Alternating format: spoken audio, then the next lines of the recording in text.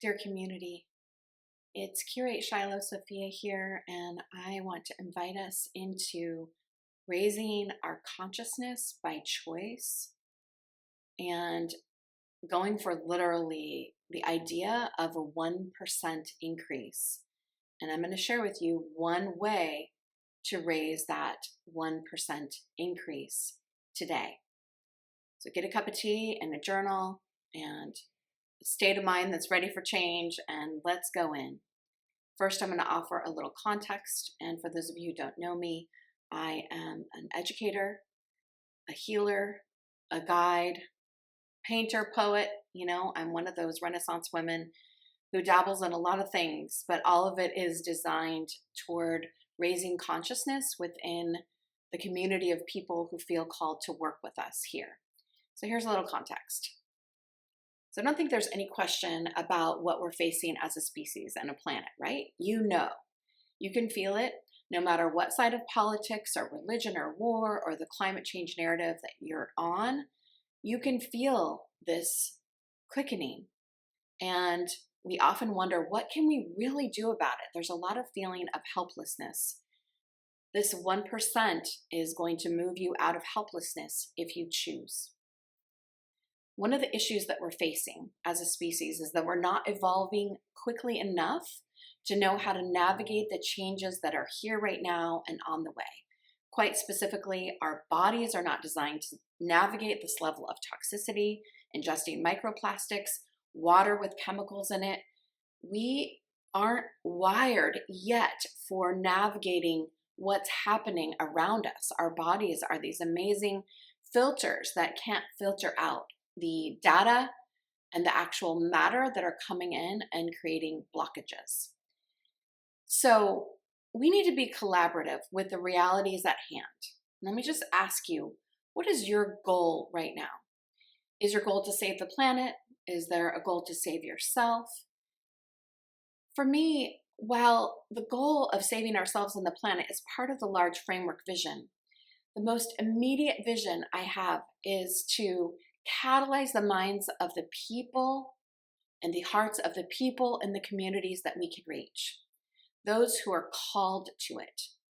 And I'll just say right now a prayer. If you are called to this work of raising consciousness through self-expression, may you find us, and may I find you and we find you. I put a prayer out in my early 20s when I began this work, that the work that was happening through me and through our lineage would reach all the people that it needed to reach. And many of you have said you are on the other side of the extension of that prayer. So may you find us, like Rumi says, what you seek is seeking you. So what does it take to consciously evolve? To consciously evolve, many of us go to spiritual practice and scientific rigor. And while there is plenty to be found in those two houses of wisdom, it is truly the intersection of the two of them where the wisdom that we need actually lives. It's not one or the other. You know this, right? And all of our ancient ancestors from every tribe in the world know this because they were actually in relationship with creation. Everything was alive. Every single ancestor lived in an animistic worldview. And when we stopped being animistic about how we live our lives in relationship with creation, if water is not a being, then we can dominate the water, right? If plants and animals are not actually beings, then we can rule over them. This is the hugest mistake our species began to create and has been happening in a downward spiral for the past 10,000 years. So we're looking for that intersection. My family growing up was looking for this intersection too. I grew up in a household with two moms with a culture that seemed to me and to them to be more conscious than any other place they knew and any other people that they knew. So the council would actually happen at our family's kitchen tables. So I acknowledge my mother Karen, my other mother Sue, and my Aunt Janet for facilitating these conversations. They kept looking around for more and more people, and it was pretty rough actually. It was the beginning of the women's movement, and they brought all of those questions into feminism and into doing domestic violence work and harboring safety for women who were running from danger. And as a result of my upbringing and my cousin Bridget's upbringing, we both became activists and ultimately educators who focus our energy mostly within our own classrooms. So for me, the call to more conscious beings to collaborate with actually started on the playground. I became a protector of the outcast and the underdog, and was actually that myself, and bullied to a degree that I can hardly imagine by both boys and girls, and in almost every school that I went to. So it's been a journey for me ever since. So while I cannot claim a university education or a title that the world understands, I can claim a lifetime of practice centered around one thing.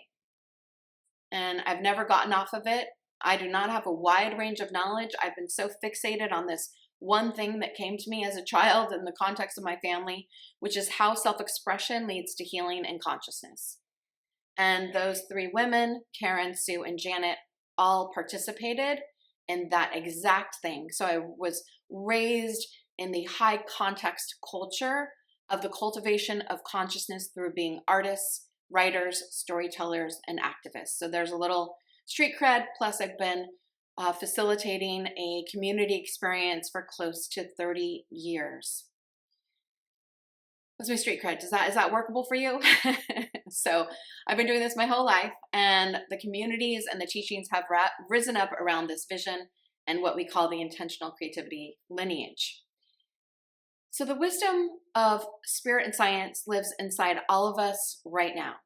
Sue Hoya Sailors used to say, we are a cooling sack of stars. And who is it that colonized this matter?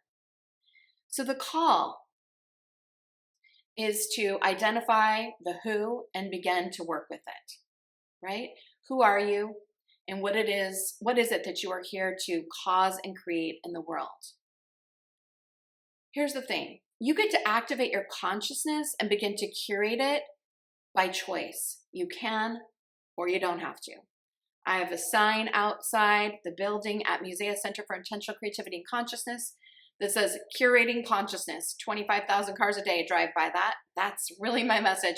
You can be a cause for curating your consciousness, and I have plenty of evidence with thousands and thousands of students that let me know that that is actually true, and we are actually doing it.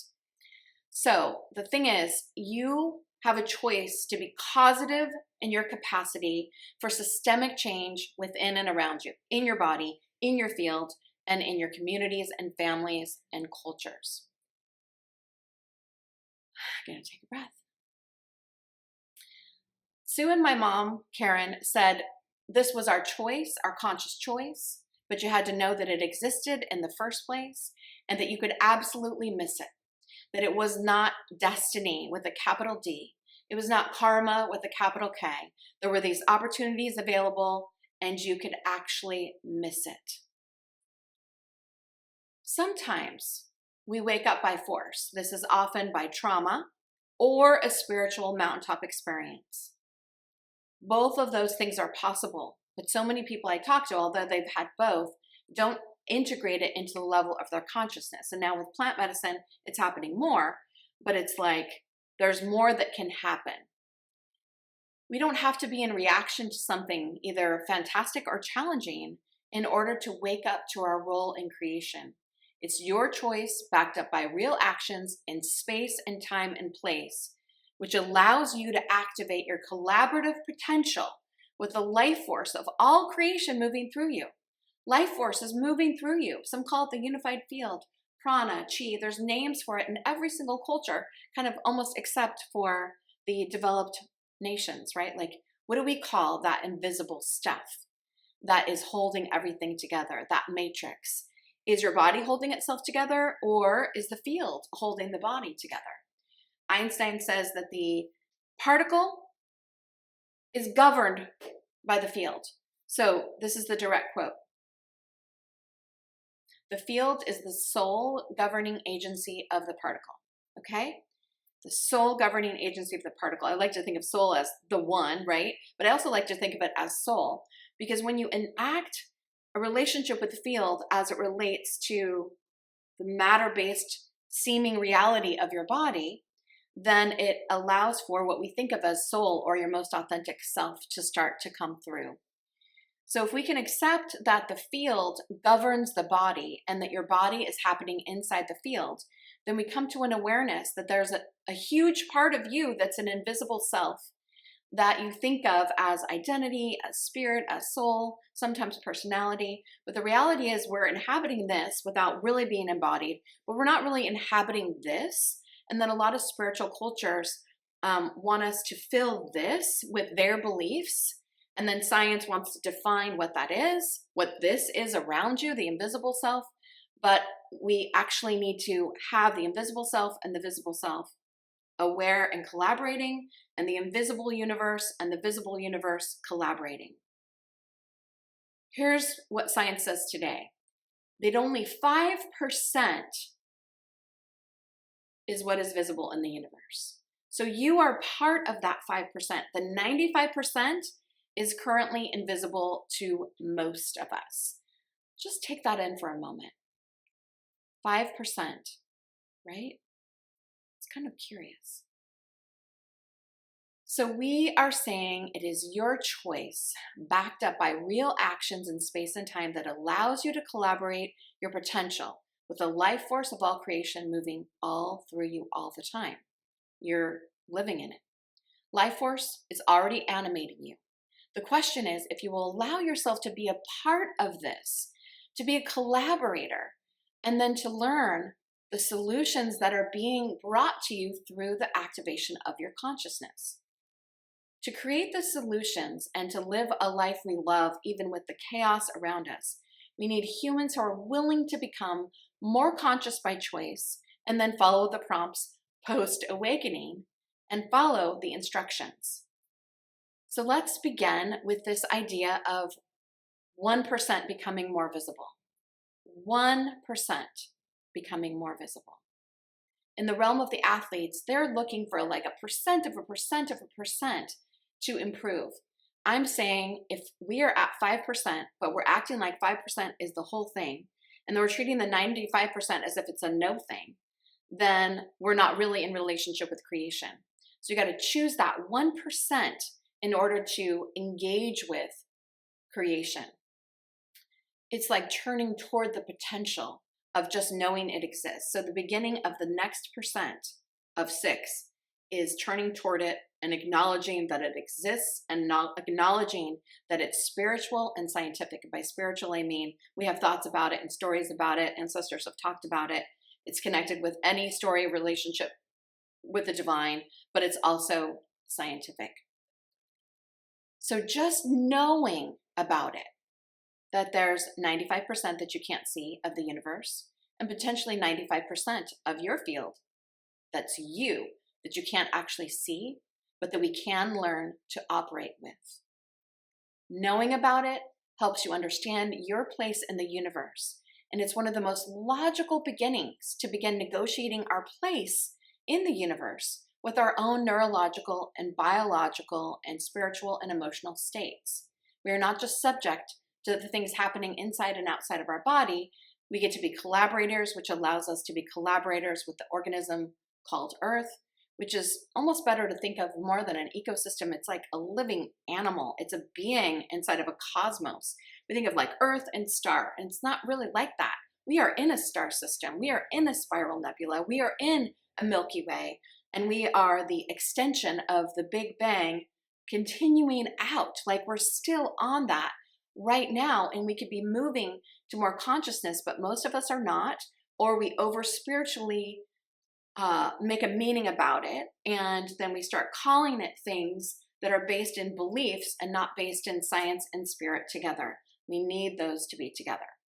In our community, we facilitate this conscious evolution by choice through acts of intention. We call it intentional creativity. And it's a practice which invites you to move energy into matter at the speed of light and matter at the speed of light into energy. When we do that, in our community, we do that through painting, writing, ritual, gardening, soup making, love making, like anything we do where we're acting as a creative and a creator, we are bringing energy that's unmanifest, like an idea, into form through what appears as your body as solid into matter, like a painting or like a book or a dance move, right? So when you have an idea, it's an energy. When it comes in through your body, it appears to move through matter, and then it becomes what appears like matter out there. And I say appears like matter because matter is sort of relative. There's nothing really solid. It's all moving dots of light that are organized, that you inhabit as an identity. So one of the things that happens when you self-express in collaboration with the universe is that you read what you create. You read the painting, the book, the garden, the lovemaking session, the jewelry, the performance. You read the results after. You observe it. You activate the observer, and you look for the salient network of the brain to be activated to look at what's really important here. Through the observation of the matter-based creation, you then receive information that then translates back into energy. And let's be clear, anything that we make that does not eventually biodegrade and cannot get back across the equal sign is disrupting the sacred equation of creation, which has not been disproven yet. E equals mc squared, and mc squared equals E. Here's the thing. Intentional creativity invites us to move energy into matter at the speed of light, right? And when we do that, we are inviting and collaborating with the energy as a return to the unified field of dark energy and dark matter, the invisible part of the universe. So there's a reciprocity there between what you're creating and how you're being as a human and how that contributes back.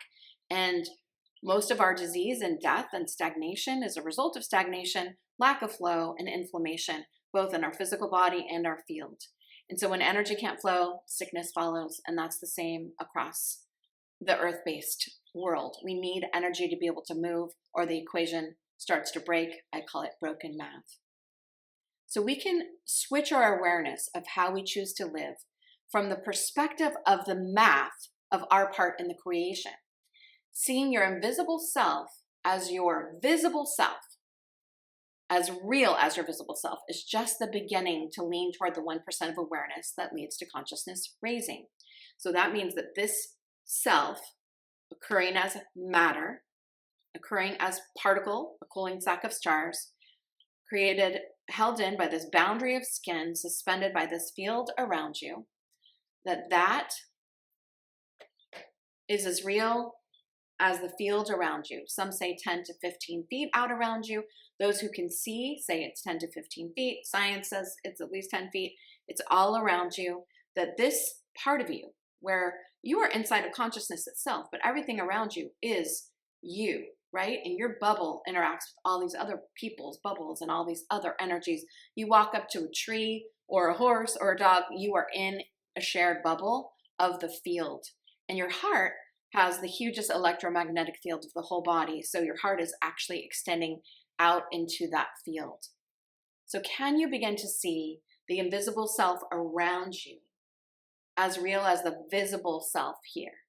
Can you see the wave part of you that's out here waving as real as the particle part of you that's here cooling and stilling and holding together long enough for a time frame from birth to death?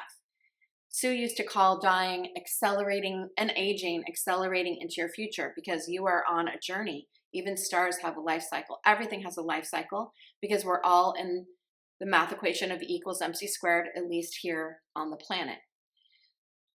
So if you can begin to see your visible self and your invisible self as one and whole, if you can ask them to begin to collaborate to give you information and insight and intelligence, which often happens through the induction of the flow state, will that begin to raise your consciousness at the quivering edge of 1%? The answer is unequivocally yes. Awareness of the invisible world and the visible world, awareness of the invisible self and the visible self, is a catalyst which can begin to activate your relationship with creation and receive the insight and intelligence you need to manifest a different version of how your story plays out in this great unfolding, or what Joanna Macy calls the great turning. This choice of working with the visible and invisible allows us to engage with actually being a cause for curating our consciousness by choice. That is the ultimate, because otherwise we are subject to everything that is happening around us all the time, to the point where we often feel like we're a victim of these external happenings. Meanwhile, we call it our karma or our destiny. We're missing the literal, juicy, almost sexy equation of being a collaborator. I don't see humans as parasites on Earth. We are earthing. So let us begin together to dive into falling in love with the invisible you and the visible you and the storyline that those two bring to you. Because when the invisible you and the visible you, or the part of you that you know and the part of 95% of you that you don't know, come together, there's a narrative that's running, and that narrative has to be addressed and transformed, because that narrative is an invisible framework that's dominating you. And that invisible framework is largely induced by trauma and belief systems.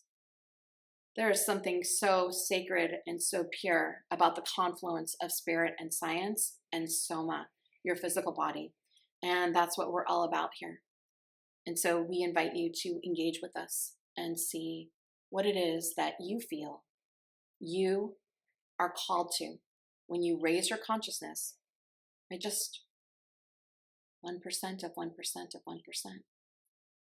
This shift that you could feel by this acknowledgement of visible and invisible is felt, perceivable, sensual, beautiful, ecstatic even.